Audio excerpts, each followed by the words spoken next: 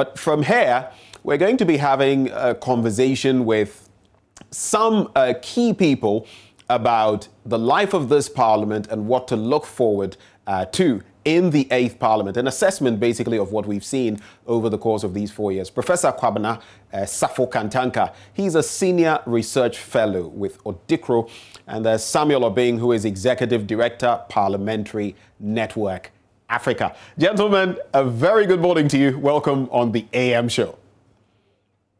Good morning. Great, good morning. Great stuff. Okay, so let's start with Prof. And Odikro. Well, we know a lot, the parliamentary handsets and all of that, a lot that you have to offer. You've been following Parliament for a long time. What would be your assessment of the 7th Parliament of the 4th Republic?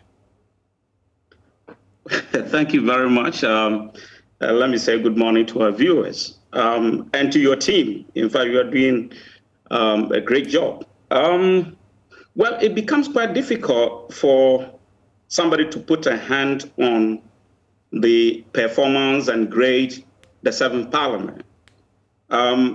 If you want to assess, then we have to look at the work of Parliament, what Parliament is supposed to do. So we can look at it from the point of view of the lawmaking, representation, and then oversight and other responsibilities bestowed on Parliament.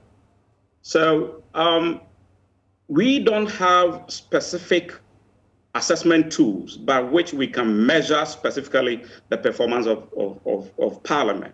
So maybe going forward, there's something we should be looking at. So first, we will have to look at, say, representation. So MPs come to Parliament representing their constituents.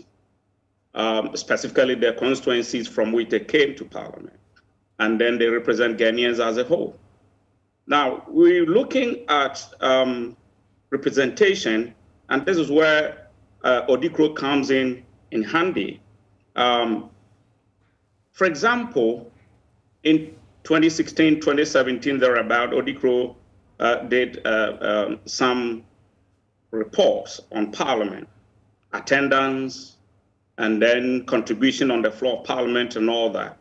And you realize that mostly, in most cases, there were a lot of MPs who were absent from Parliament.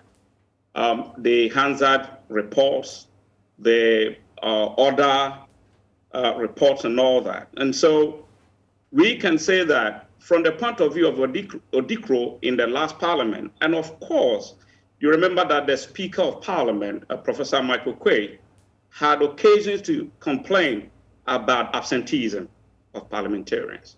So on the view that MPs represent their people and that we are supposed to see them in Parliament, we can say that, well, it didn't go that well in terms of how they represented our people. We wanted to see them in Parliament working. But of course, we have to also come in and say that the majority of the MPs who were absent from Parliament were those who were ministers. So, for example, in 2016, there was one particular MP who was a regional minister, and he had absented himself from Parliament on about over 100 times. So the question was whether you are going to be able to blame him for being absent from Parliament, because he was also doing his regional work as a regional minister. So it's sometimes quite difficult to also complain about those MPs who are ministers who absent themselves from Parliament, because sometimes they have genuine concerns about being absent. Of course, the rules of Parliament of engagement will tell you that if an MP, whether a minister or not, wants to absent himself or herself from Parliament, there are procedures. They need to seek leave of the Speaker. And sometimes we didn't see some of these things. And so for me, generally, in terms of representation, in terms of seeing MPs on the floor of Parliament, it became a bit difficult for us to say that they actually did go to Parliament and represent their people so well. But of course, we have to also add quickly that the work of Parliament mostly occurs at the committee level, and we didn't have access to records at the committee level as to whether some MPs absented themselves from the work of committees. But I can also say that the majority leader, Oseche Mensah Bonsu, has had to, on occasions, complain that if you go to the committee level, only few MPs actually perform the functions of the committees. And so from that score, you can also say that, well, from the majority leader's own assessment, some MPs don't go to committee meetings. And so based on that, you can say that basically on the whole, well, there were problems in terms of representation of MPs, of their constituents. Right. Now, when you come to the lawmaking part of the responsibilities of MPs, of course, yesterday, you remember when the president gave the State of the Nation address, he indicated that he saw the 7th Parliament as having done a lot of work and that they were hardworking, and even went ahead to say that they passed about 50 legislative instruments. I had the occasion to also watch on one of your programs where one MP also said that they passed about more than 100 laws and more than 500 agreements. And so he thought that the 7th Parliament had been the best of all the parliaments since 1992. Now, I'm not in a position to question that because we don't have the assessment tools to measure whether they should have done better or not, because you have to have a benchmark against which we are measuring that kind of performance. Okay, so let's just, to continue from there, there are two things I want to run by you, but let's start with the benchmark you speak of. Should we have certain metrics? After all, we see from time to time think tanks and even Odikro coming up with, assessments of members of parliament and all of that. We see them in the papers, some of these rankings. Should we have certain metrics that we use on a national level? Like we rank the districts and the rest. Should we have a metric system like that to assess our members of parliament? And what do you feel should feed into this, very briefly? Absolutely, yes. Because, for example, when Odikro did the report, there were some MPs who questioned the report and its authenticity, and they gave excuses as Odikro didn't even know the work of parliament and what they did, what the MPs were doing and all that. And so they saw the assessment to be arbitrary. Of course, we disagreed. Now, we should have that kind of metric to be able to measure the work of Parliament, so that when tomorrow, for example, the 8th Parliament is inaugurated and they start work, we can put a hand on something at the end of the day and say that you were supposed to do A, B, C, D. You didn't do that. And therefore, this is our measure of your performance. We should be able to do that. And I think that Parliament itself should be able to go through that process and prepare some document that we can use as a means of measuring their own performance. Otherwise, at the end of the day, everybody can say whatever they want to say and think that they did well, whilst some may think that they didn't. And so, but it becomes very difficult because we don't have any benchmark against which we are measuring their performance. Right. I think that is a minus. Right. If you are talking about the work of Parliament. If we as citizens can monitor and measure and understand the work of Parliament and say that, well, they have done well, then we need that kind of benchmark. For example, yesterday we heard about the struggle over the emoluments of the MPs of the 7th Parliament, their ex gratia and what have you. And some Ghanaians are questioning, that's a huge amount of money. What did they do in Parliament? So the question is, how can an individual also measure the performance of an MP and say that they do not deserve what they are asking for? So if we have that kind of benchmark, the metrics to measure the performance of MPs, then we will be in a position to say that, well, maybe they even deserve more than they're asking for. Okay, Prof, I would have you hold it right there. I would have you hold it right there and cross over to Mr. Obeng as well, Executive Director, Parliamentary Network Africa. So I would actually start from here. I don't know whether you'd like to chip in a brief assessment of the 7th Parliament. If you'd want to, then make it very brief. But I would want to find out from you, do you feel we need that same metric system that Prof is talking about? Do you feel that is all important for us at this point in time? Right. Thank you. Thank you very much, Benjamin. And Prof was spot on in his assessment of the 7th Parliament. And in fact, he spoke about the 3 main functions of Parliament and how, you know, in his assessment, Parliament had performed in that particular regard: legislation, representation.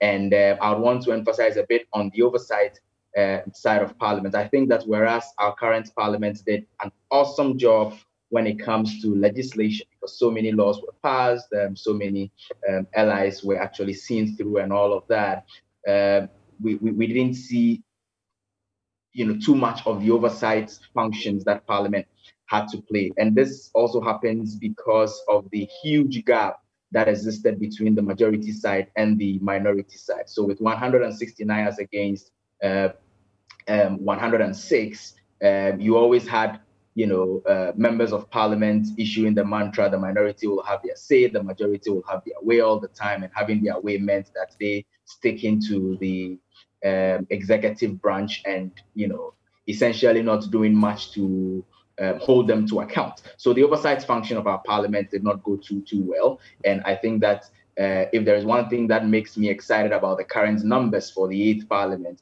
it is because it may eventually lead to some greater level of oversight of the legislative you know, responsibilities of Parliament, oversight of the executive branch, you know, going forward. But on the bit about the assessment, just like Prof had indicated, Parliament were not very happy with some of the assessments that had come from various organizations. You know, as you may know, for us also at Parliamentary Network Africa, working with the other parliamentary monitoring organizations, you know, periodically at the end of every meeting of Parliament, we organize what we call the Crystal Ball series, and we do a general assessment of what has happened in Parliament and all of that. There's been some assessments by other think tanks, there have been some assessments by, you know, academicians and all of that. And Parliament, on one particular day, had a member of Parliament make a statement in the House condemning the assessments that have come from citizens, the media, civil society, and all of that, and called on the institution of Parliament to come out with a metric, you know, for the proper assessment of Parliament, as they put it then. The Right Honourable Speaker on that day referred the issue to the Constitutional, Legal and Parliamentary Affairs Committee of Parliament, and asked that this committee deals with the matter and reports back to the House. Parliament is dissolving today. The committee has done, you know, absolutely nothing about this particular referral, and so it is essentially dying with it. Of course, we heard the likes of the Ministry of Parliamentary Affairs pledge that they were going to support the committee to be able to do this. We had the likes of the Westminster Foundation for Democracy bring down, you know, some experts to be able to see how they can. So in a nutshell, Mr. Obeng, are you for such a metric system? And maybe in addition to that, do you feel it's something we can do so that if it's concrete enough, if the assessment is accepted by the members of Parliament and generally there's a consensus in the country, then we could even say that when it comes to voting at the end of every 4 years, people can look at some of these metrics and say, my parliamentarian performed, my parliamentarian did not perform, and so based on that, vote. Do you think we need that metric system and that it could impact votes in this way? By all means, we need it. By all means, you know, and I must say that the works that, you know, parliamentary monitoring organizations like ODICRO, like us at PN Africa, like CDD and Co, and some of the tertiary institutions do are so critical, you know, to make sure that Parliament is actually acting based on, you know, the mandate that it has been given. However, we are of the opinion that this metric must not unilaterally developed by Parliament. You know, you cannot just, you know, set your own questions and essentially seek to answer them. It must be inclusive. And that is why we were calling consistently for the Constitutional, Legal and Parliamentary Affairs Committee to be consultative, you know, in the referral that it had been given. Unfortunately, this had fallen on ice and it didn't pull through. Obviously, that referral will no longer hold as we go into the 8th Parliament because it will die with the 7th Parliament. Okay. But yes, this is one of the areas that we must immediately start to advocate with the new Parliament to make sure that there is some level of acceptability of a matrix, which is compliant with universal best practices, things like the Declaration of Parliamentary Openness and what have you, so that we can ensure that the work of Parliament is done, in a way that members of the public can see, analyze, assess, and reward or punish. Okay, I would have to hold you right there, Mr. Obeng. Thank you very much. But let me wrap up with Prof on this one, and I'll give you an opportunity, Mr. Obeng, to wrap up as well. Prof, very quickly. Now, one thorny issue you raised has to do with parliamentarians not showing up in Parliament, partly because they are ministers and all of that. Do you feel, and now there's a constitutional provision that even suggests that some ministers ought to, a proportion of the ministers ought to come from Parliament. Do you think it's high time we looked at that to tweak it a bit? What do you think? I think so. Absolutely so. Especially, for example, for the 8th Parliament, I believe the government is going to find it quite difficult to function, though it will be able to function. For example, you are supposed to have the majority of your ministers to come from Parliament. And then here we are, we have 137 MPs for both the NPP and the NDC. And so the president needs to look at how he's going to get the majority of his MPs to be in Parliament and perform the functions of Parliament. And therefore, what I see going forward is that my suggestion, for example, if I should say so, will be that we will have to reduce the number of ministers. We have to reduce the number of ministries. And if you reduce the number of ministries and you get the majority of MPs from Parliament, it means the number reduced. But the higher the number of ministers, the higher the number of MPs who will become ministers. Okay. So that should tell us that we need to do something about the constitutional provision that says that the majority of ministers will come from Parliament. Actually, Odikro suggested this in one of the reports and said that we needed some kind of review of that provision so that the president will have the chance of appointing ministers out of Parliament. Assuming tomorrow we have a government that has a minority in Parliament, what happens then? So, for example, it's possible that one day we will wake up after elections and we have, say, the opposition having the highest number of MPs in Parliament, if you like, forming the majority. And then you have the ruling government having a minority in Parliament. It works elsewhere. What is the president going to do? How are appointments going to be made? So, Prof, we're going to have to end it here for lack of time, but I think the thrust of your message is well made. Just to be fair, Mr. Obeng, I'll give you some 30 seconds to reflect on same, and then we can wrap it up. Mr. Obeng, very quickly, sir. No, absolutely. I mean, the constitutional provision that allows for more than 50% of ministers to be selected from Parliament is weakening the legislative branch, and we must deal with it, head on. And yes, this last year, 2020, elections, COVID has taught us that these are, real situations that actually can affect, the work of Parliament, and for which reason we must take advantage of the new composition of this 8th Parliament, the fact that both, parties will have equal stake, almost equal stake in all of this, to make sure that we tweak all of the loose ends of our parliamentary democracy, so that Parliament can serve the people better. Right. I'd like to say a big thank you to you, gentlemen. Samuel Obeng, Executive Director, Parliamentary Network Africa, and of course, Professor Kantankah with Odikro. He's a senior research fellow with Odikro. Well, that's how we wrap this end of the conversation. Of course, we'll be bringing you more coverage from Parliament as the 7th Parliament is dissolved and the 8th Parliament kick-starts. But right now, it is time for Showbiz with Kadi. That is up next on the AM show. Stay with us.